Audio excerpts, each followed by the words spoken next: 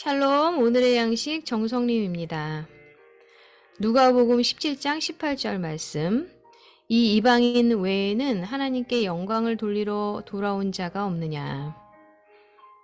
오늘은 감사하는 마음이라는 제목으로 함께 나눕니다. 헨슬 파치먼트는 공경에 처했습니다. 도쿄올림픽에서 준결승전에 참가해야 하는데 버스를 잘못 타서 제 시간에 경기장에 도착하기 어려운 상황에 놓였기 때문입니다. 다행히 올림픽 자원봉사자 트리아나 스토이코피치를 만나 그녀가 준 택시비로 제 시간에 준결승전에 참가하여 마침내는 110m 장애물 경주에서 금메달을 획득할 수 있었습니다. 그는 나중에 스토이코비치를 찾아가 그녀의 친절에 감사를 표했습니다. 누가복음 17장에는 예수님께 돌아와 감사한 그런 고침을 받은 사마리아인 나병 환자 이야기가 나옵니다. 예수님은 어느 한 마을에 들어가 10명의 나병 환자를 만났습니다. 예수님에게 고쳐달라고 간구한 그들은 예수님의 은혜와 능력으로 모두 깨끗함을 받게 되었습니다. 10명 모두 다 고침을 받아 기뻐했지만 오직 한 사람만이 돌아와 감사를 표현했습니다. 그는 큰 소리로 하나님께 영광을 돌리며 돌아와 예수의 발 아래에 엎드려 감사했습니다. 우리는 매일 여러 모습으로 하나님의 축복을 경험합니다. 그것은 오랜 고통 끝에 극적으로 받은 기도 응답이거나 낯선 사람으로부터 제때 받은 도움일 수도 있습니다. 때로는 좋은 날씨 덕분에 실외 작업을 마칠 수 있는 것과 같이 아주 평범한 하나님의 축복일 수도 있습니다. 예수님께 돌아와 감사한 사마리아인 나병 환자처럼 우리를 향한 하나님의 자비에 대해 잊지 않고 감사하도록 합시다.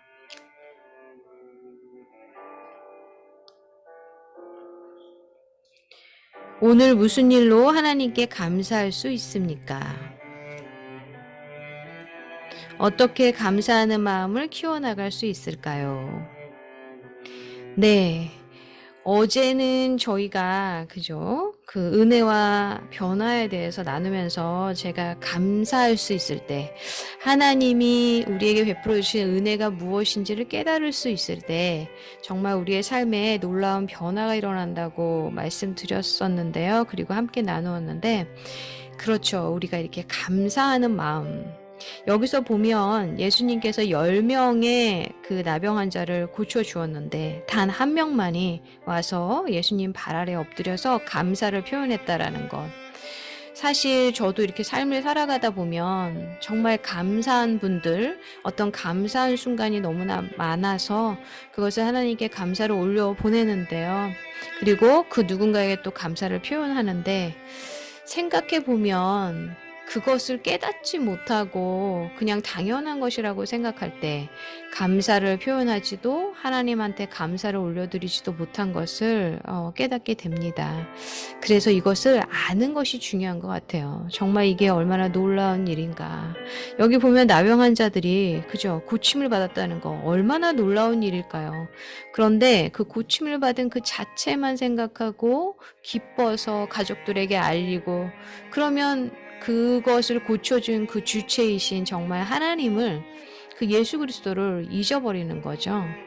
그래서 우리는 감사는 내가 감사한 것이 무엇인가를, 그리고 누구로부터 왔는가, 하나님께서 왜 이것을 우리에게 베풀어 주셨는가를 온전히 깨달을 때 그 감사하는 마음을 가지고 주님께 올려보내고 고백하고 그럴 때 감사하는 마음이 이렇게 점점점 커지게 될 줄 믿습니다. 제게 너무 좋으신 사랑하는 하나님, 오늘 어떤 것에 감사드립니다. 아멘. 네, 오늘의 양식에 보니까 여기 기도에 제게 너무 좋으신 사랑하는 하나님, 오늘 하고 이렇게 빈칸으로 되어 있네요. 무엇에 감사드립니다. 무엇에 감사하시는지요? 고백해 봤으면 좋겠습니다. 감사 일기를 쓰다가 또 요즘엔 또 잘 안 쓰는데 다시 이렇게 써야겠다라는 생각이 드는 것이, 제가 한 3일 전에 어떤 말씀을 듣는데요. 그 목사님이 말씀하시기를, 이제 그 교회 부흥회가 있었나 봐요. 그런데 "어떤 은혜를 받으셨습니까?" 라고 물어보면 항상 성도들이 "정말 오늘 놀랍고 큰 은혜를 받았습니다." 라고 말한대요. 그래서 "그 놀랍고 큰 은혜가 무엇이었습니까?" 라고 물으면 쭈삣쭈삣 한다는 거죠. 그래서 오늘부터는 그 받은 은혜를 구체적으로 적어보라는 거예요. 오늘 어떤 말씀을 들었는데 그 말씀을 나의 삶을 비춰보니 내가 온전하게 회개하지 못했습니다. 오늘 회개하라는 말씀을 듣고 제가 죄를 깨닫고 회개하게 해주시니 감사합니다. 혹은 오늘 매일 눈 뜨고 그리고 내가 걸을 수 있는 것, 호흡할 수 있는 것이 당연하다고 생각했는데 어떤 영상을 듣고 또 어떤 말씀을 들었더니 그것이 당연한 것이 아니라 누군가는 오늘도 그렇게 숨을 쉬고 싶었고 그렇게 걷고 싶어서 정말 하나님께 기도했다라는 거. 그래서 오늘 내가 숨을 쉴 수 있는 것, 걸을 수 있는 것이 너무 감사합니다. 제가 운전하고 이렇게 가면서 '이 모든 것이 정말 감사한 거구나.'라를 깨닫게 되면서, 그러니까 이게 불만 불평이 올라오다가도 '아니야. 이건 너무나 감사한 거야.'라고 다시 바꿔서 관점의 전환이 일어나면서 주님께 나아가게 될 수 있음을 깨닫게 됩니다. 저도 미국 생활하면서 정말 힘든 일들이 많았는데요. 어느덧 거의 20 년이 돼 가고 있네요. 정말 저희 아이들은 작년하고 또 올해 한국을 방문하지만 사실은 미국에 있는 사람이죠. 미국에 있는 아이들이고, 그럼에도 불구하고 이 아이들이 한국을 정말 좋아하는, 그리고 한국말을 저랑 이렇게 소통할 수 있을 정도로 잘할 수 있는 것들이 감사하고, 어려운 가운데서도 이 아이들이 다 대학을 잘 졸업하고 직장 생활하고 있는 것도 너무나 감사하고요. 그리고 제가 정말 그렇게 부족한 게 너무 많은데 정말 저희 부모님들 항상 건강으로 지켜주신 그런 하나님께도 감사하고, 부족한 저를 통해서 어떠한 사람들을 상담하거나 사역하게 되는 것도 감사하고요. 그런 모든 것들이 정말 감사하다라는 생각이 듭니다. 그리고 누군가를 위해서 정말 눈물을 흘려서 기도할 수 있는 것도 감사하고, 또 오늘도 이렇게 편안하게 침대에 누워서 잘 수 있는 이런 공간이 있는 것도 감사하고, 우리에게 일용할 양식을 주시고 또한 이렇게 영적인 양식도 우리가 먹을 수 있도록 하나님을 만나게 해주시는 것이 너무나 감사하고, 그러다 보니까 이렇게 감사가 계속 올라가서 정말 하나님이라는 존재를 감사하게 되는 것 같습니다. 어떤 감사의 제목을 가지고 고백하길 원하시는지요? 오늘은 그 감사를 하나씩 적어보시면 좋겠습니다.